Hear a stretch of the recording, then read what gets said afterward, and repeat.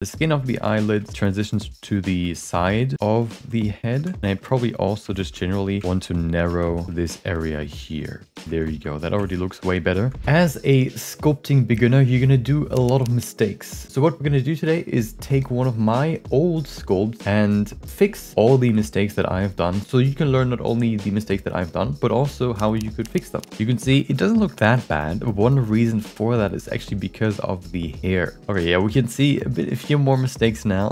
One rule that I always like to follow is that the sculpt ends somewhere at the bottom of the nose. That's roughly where the bottom, I guess, of the back of the skull should be. A good rule for the eyes is that 6 eyeball widths equal the head width, or 6 eyes, the visible parts, basically tear duct plus outer corner of the eye, I guess the whole width. 5 of those equal the head width as well. So we can definitely make the eyes bigger, and that looks pretty good. There you go. Another rule to keep in mind for the eyes is actually the eye height. A good rule for that is the middle of the head here, maybe, so significantly lower. Oh, Jesus. Oh, no. This will look horrible. Hopefully I can fix it. One big thing, the jaw shape generally is a V shape, something that can oftentimes happen when you're sculpting. The shape of the jaw changes to this sort of round shape. Make sure that when you haven't really added that much fat yet, that the jaw is this nice V shape. See how we now get this nice structure here on the side? That is what I was looking for.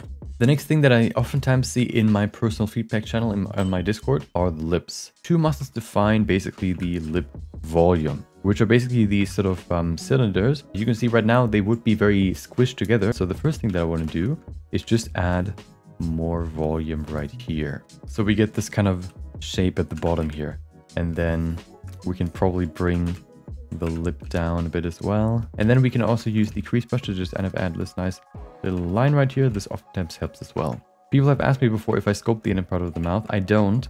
It is way easier to add that afterwards in retopology. So I'm definitely going to remove this inner part here. The lip at the top, the easiest way to simplify it, of course, is to have one thing here in the middle. It can be less or more defined. And then we have these 2 sort of sausages here on the side that kind of go from the middle and then into the mouth. The next thing is the chin. The way that I like to draw the chin is basically just to follow this line here from the cheekbone all the way down. So we can make it a bit narrower. Grab my crease brush and just kind of draw a kind of cube like this. Looks kind of robotic, but that's okay because then we can just kind of sculpt it out. And we have this nice ending right here. The nostrils look kind of flat.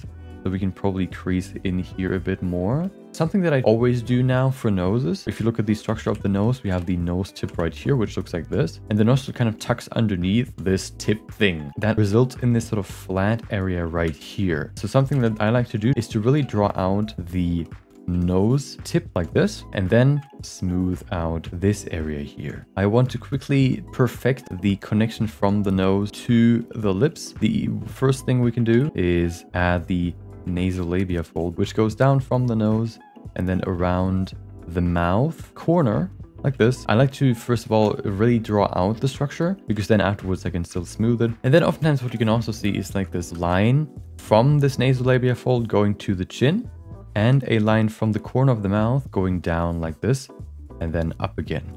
And then by smoothing them out, we get a better looking structure. Oftentimes you can see people smile because there's a fat pad that makes people smile, I guess. This fat pad is very, very vital to really make the corners of the mouth look good. Looks kind of like this.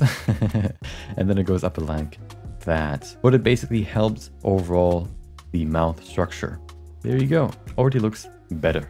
I think the eyelids are a pretty hard thing to sculpt. The way that I like to sculpt them is, you can see it in my last video. If that's interesting to you, make sure to check that out. The skin of the eyelid transitions to the side of the head. And I probably also just generally want to narrow this area here. There you go. That already looks way better. A good way to structure the lower eyelid a bit is to grab your good old crease brush and then just add a line that goes down like this and then goes out so that it looks like it's sort of hugging the eyeball. Another good line, which is going from here somewhere and then just kind of going outwards like that. And then just kind of smoothing it out a bit, looks way better already. The next thing are the eyebrows. You can oftentimes divide them into two shapes. We have this sort of sometimes more developed, sometimes less developed ridge right here, which then sort of ends and transitions over to the sides like this. Make sure that this is nice and smooth. The outer edge is this sort of triangle, which you can just kind of draw like this. And then I like to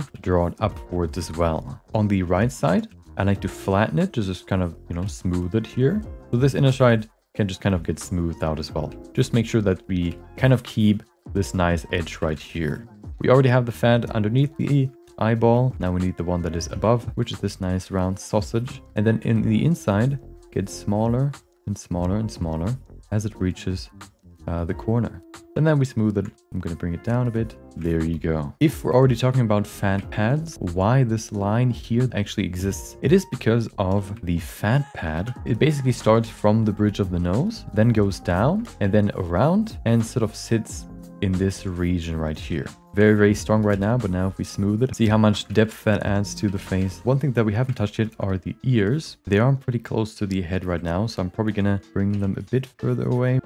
A good rule for the structure of the ear is basically just to have a big C on the outside like this, and then a nice twisted Y in the middle. And then, you know, just kind of refining it a bit. That looks pretty nice. Now that we've covered all the basic parts of the face, please tell me in the comments which one is the hardest one for you to sculpt. I'm very curious. Hopefully this can show you what you could look at in your own sculpts and improve, and show you some cool things that you maybe not have known before. All that's left now is basically to refine it a bit